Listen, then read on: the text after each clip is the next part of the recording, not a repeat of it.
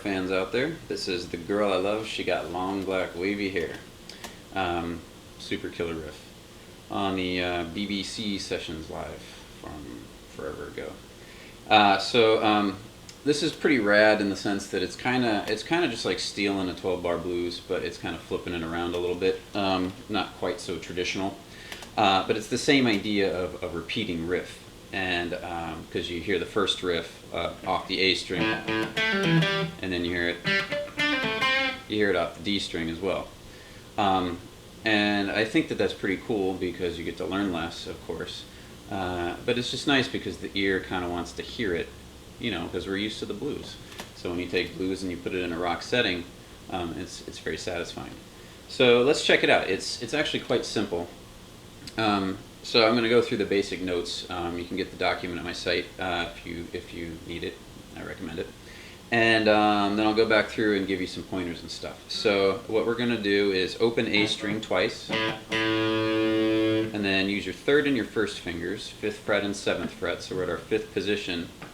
You're going to do 7th fret with the 3rd finger on the D string, that note, and you're going to pull off to the 5th fret with the 1st finger.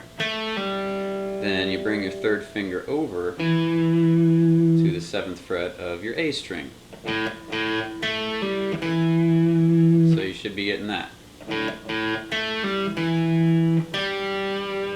then you come back to the 5th fret of the D string with your 1st finger.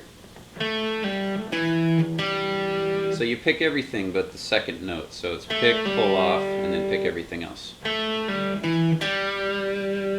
Okay. So then we do 7th fret on the A string with the 3rd finger again.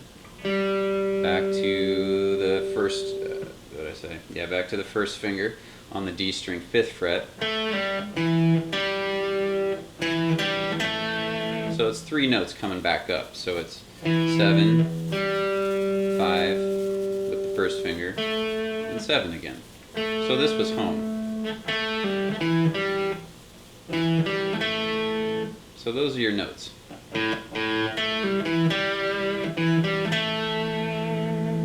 And it's actually pretty fun to play if you can get a nice, comfortable grip. So, you know, if you've been playing for a while, or if you just kind of have a sort of Hendrix kind of grip where, you know, you're more like this versus underneath, it kind of helps because, you know, all the notes are right under your fingers, and you can add a little vibrato here or there, and it makes it pretty enjoyable. That's one of the final steps, though. Anyway, so first half of the first riff. So you should be getting that. Now, second part is, that part is open A string twice again, and then 3rd fret on your low E, pull off, back to your 3rd fret, and then finally back to your A string.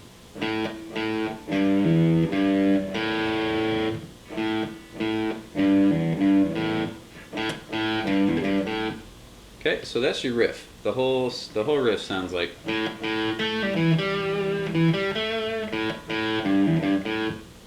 Okay, so it's not the easiest to play clean, but if you can get this, every single note translates up a string set when we shift to the next part of the riff off the D chord. So something else to consider about that Hendrix grip over the neck here is your thumb can create a nice mute on the low string when you're doing when you have these notes, the first couple of notes, and that note that you're hanging on, which you can kind of shake, is if you don't have your thumb over the top and you try to shake it, I can't hear too much here actually, but a lot of times you'll get a lot of that extraneous string noise in there, and you don't really want that. So it's a nice habit to, when you're playing this type of rock music and you have a very limited amount of reach where, you know, all the notes happen to fall under your fingers, it's very nice to come over this way and just create a comfortable sort of approach to it instead of an underhand classical approach to it, which is good for other styles of music and other things within, you know, intensive stretches and stuff. But it's much better when the notes just happen to be very symmetrical, to be able to come over this way, and you can, you know, block some of the strings you're not using. So it cleans up the style a lot, especially if you have a lot of distortion. So that's your A riff. One more time.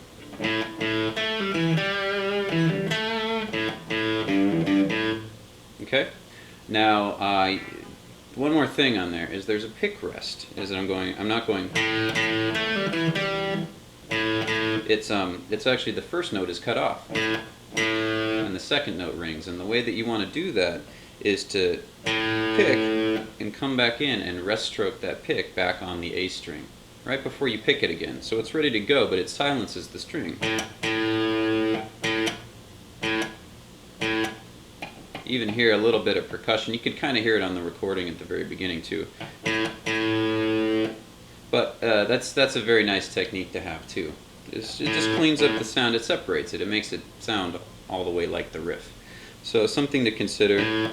Keep your picking hand nice and controlled. You don't want to be strumming or moving around like that. You want to be able to have it. You know, you're up against the strings. You're right in line with all the strings you're dealing with. I like to take the heel and actually slowly glide behind the saddle. For Les Pauls, it's between the saddle and the tail piece here. Fenders is just kind of on the metal behind where the strings are. Anyway, by having it there, you can also get a little more control and swivel from the wrist, so that's important. Now, as we switch to the D part, it's all the same stuff. You just start on the D string, and remember to rest stroke that one as well.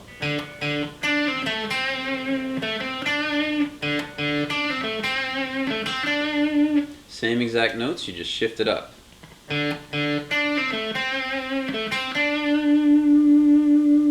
And, you know, in this case, actually, you don't have the luxury of being able to get the thumb over everything here, but that's also where a controlled picking hand will help you out, just to keep the string noise out.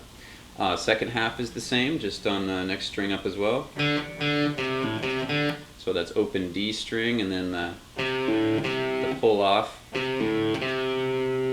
back on the A string. So it's all the same, you just push it up. And you come back down to the A riff again. So it's just moving like a blues song would move. Let me play both pieces together. So once, one more. And you shift up. Back down. Okay, now we move to the part where we get to relax, the fun, the easy part. E power chord. 7th fret, first finger, and just create a power chord. So 3rd and pinky, I use a 3-string power chord.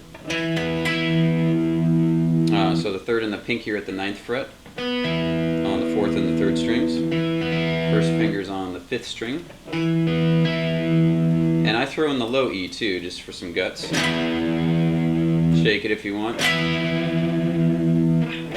Shift to the 5th fret, which makes a D power chord. Then the 3rd fret, which makes a C, so it's...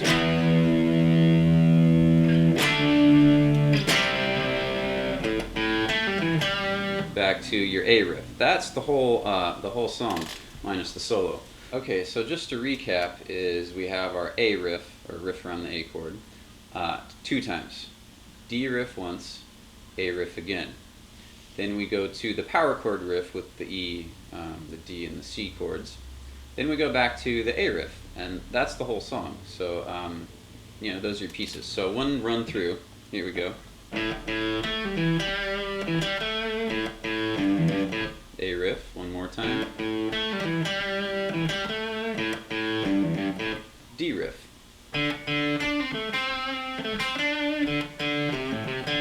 Back to A riff.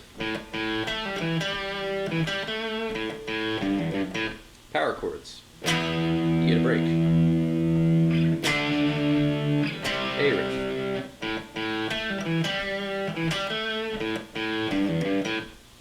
So there's your riff. Enjoy, and visit walkerguitar.com. Get your rock on, and I'll see you guys soon. Take it easy.